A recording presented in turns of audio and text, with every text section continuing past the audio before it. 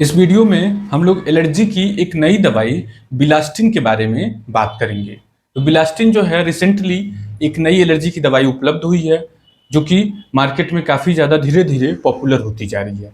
ये जो दवाई है इसको 20 mg से लेकर के 80 mg के डोज में इस्तेमाल की जाती है। तो शुरू में जब ये दवाई आई थी तो 20 mg के डोज में इस्तेमाल की जा रही थी, लेकिन ये देखा गया कि इसका अच्छा इम्पैक्ट बड़े लोगों में, एडल्ट्स में 40 से 60 mg या कभी कभी जरूरत पड़ने पे 80 mg पर इसका बढ़िया रिजल्ट मिलता है।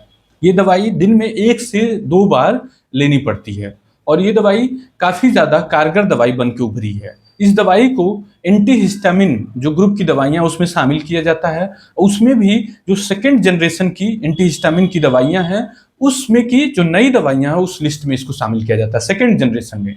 फर्स्ट जनरेशन की जो दवाइयां एंटी एलर्जिक वो डिफरेंट दवाइयां होती हैं और उनसे नींद और कई सारे साइड इफेक्ट्स देखे गए। इस वजह से सेकेंड जनरेशन की दवाइयां डेवलप की गई।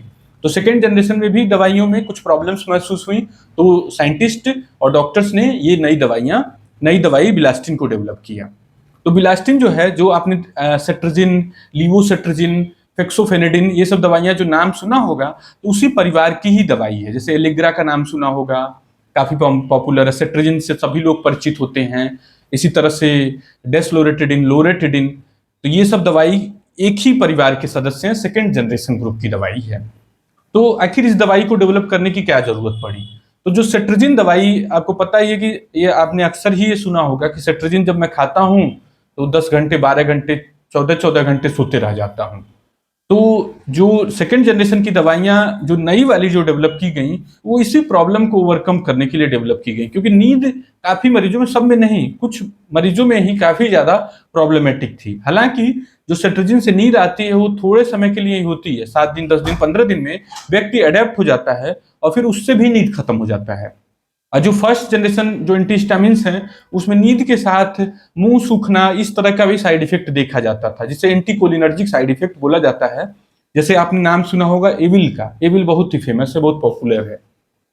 तो उससे ये सब दिक्कत, एंटीकोलिनर्जिक साइड इफेक्ट्स पैदा होते थे। तो उसी के कारण ये नई दवाई डेवलप की गई बिलास्टिन को, या फिर इसी का भाई बोल सकते हैं डेस्लोरेटिडिन को।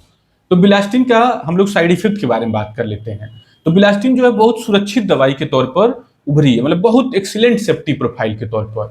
और अभी जो यूरोपियन यूनियन है उसने इसको तमाम तरह की बीमारियों में अप्रूवल भी दे दिया है, मतलब इसके साइड इफेक्ट प्रोफाइल को अच्छा सेफ साइड दवाई पाते हुए इसको अप्रूव कर दिया तमाम तरह की बीमारियों में। तो जिसमें प्रमुख बीमारी है अर्टिकेरिया, जिसको हाइव्स बोलते हैं, जिस मतलब जो गांव में जुलपुत बोला जाता है, ददोरा, छपाकी, जिसमें खुजली वाले रैसेज होते हैं और चकत्ते चकत्ते जगह जगह बम्स बन जाते हैं, तो उस प्रॉब्लम में इसको अप्रूव कर दिया गया है।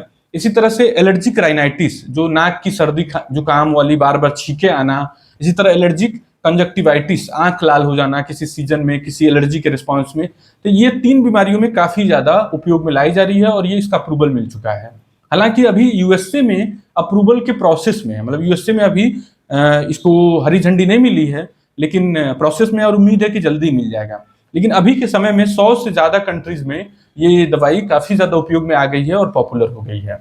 इस दवाई के साथ एक महत्वपूर्ण चीज ये देखी गई है कि इसको खाली पेट लिया गया तो थोड़ा ज्यादा बेहतर काम करते हुए देखने को मिली कुछ रिसर्च में, मतलब कि खाना जो है इसके असर को थोड़ा प्रभावित करते हुए देखने को मिली।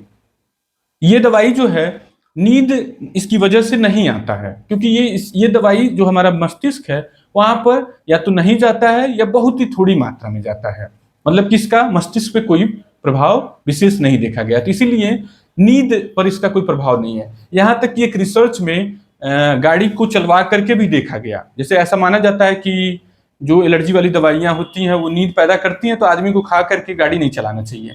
लेकिन इसमें देखा गया कि गाड़ी चलाने के बाद भी कोई भी गाड़ी जैसे व्यक्ति चला भी रहा है तो भी उसके कोई अटेंशन पे या फोकस पे या स्लीपीनेस इस तरह का कुछ भी देखने को नहीं मिला। इसी तरह से ये दवाई हार्ट के लिए बहुत ज्यादा सेफ पाई गई है, मतलब कि इसकी कार्डियोटॉक्सिटी नहीं है। इसका लीवर पर भी कोई हार्मफुल इम्पैक्ट नहीं देखा गया है, ना ही इसका किडनी पर इम्पैक्ट देखा गया है। यहाँ तक कि ये रिसर्च में ये देखा गया कि जिनकी किडनी अफेक्टेड है या किडनी सही से काम नहीं कर रही है या फिर लीवर सही से नहीं काम कर रहा है, तो उन मरीजों में भी ये दवाई एलर्जी की दवाई के तौर पर इस्तेमाल की जा सकती है। मतलब इसका काफी अच्छा सेफ्टी प्रोफाइल है। दूसरी चीज, ये दवाई एक लीवर में एंजाइम होता है CYP3A4, तो उस एंजाइम को ये अफेक्ट नहीं करती है। इस वजह से इसका तमाम दूसरी दवाइयों से इंट्रैक्शन नहीं देखा गया है।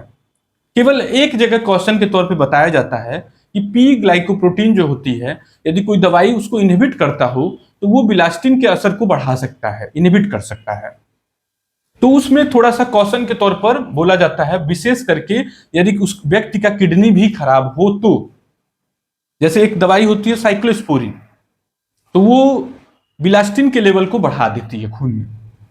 तो इस वजह से ये बोला जाता है कि यदि किसी कोई किडनी का मरीज हो, उसको साइक्लोस्पोरिन नाम की दवाई चल रही हो, तो उस कंडीशन में बिलास्टिन की जगह पे जो दूसरी एंटी एलर्जिक दवाइयां हैं उसे इस्तेमाल किया जाए। एक और चीज, बड़ी महत्वपूर्ण चीज ये है कि विशेष करके जो एनिमल मॉडल होते हैं, जैसे चूहा हो गया या फिर डॉग हो गया, उसमें देखा गया कि कई गुना ज्यादा भी देने पर भी इसका कोई विशेष साइड इफेक्ट नहीं पाया गया। 10 गुना 12 गुना भी दिया गया तो भी इसका कुछ खास साइड इफेक्ट नहीं देखने को मिला। इसी तरह कुछ रिसर्च इंसानों में भी उपलब्ध है कि जिसमें हाई डोज पर भी इसकी कोई टॉक्सिटी नहीं देखने को मिली, मतलब कि कोई प्रॉब्लम वाली बात नहीं है इस दवाई के साथ में। तो ओवरऑल निष्कर्ष के तौर पर ये जो दवाई है बहुत सेफ ऑप्शन के तौर पर उभरी है, बहुत ही effective option without much side effect. हल्का फुल्का जो देखने को मिला कि थोड़ा बहुत थकान सा, या हल्का फुल्का किसी किसी मरीज में हल्का फुल्का नींद जैसा, लेकिन कोई बहुत फ्रैंक साइड इफेक्ट देखने को नहीं मिले।